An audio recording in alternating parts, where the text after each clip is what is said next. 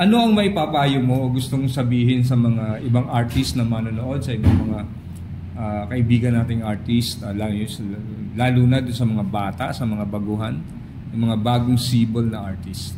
Go ahead, sir.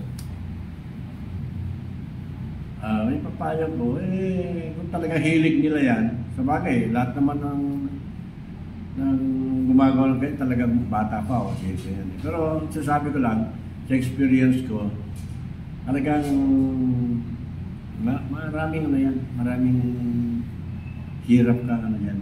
Unang-una, maraming ka materyales na kailangan dyan. Gastos yan, di ba? Gastos yan. At saka makapagpinta ka man, alam mo kung saan mo dadalhin yan.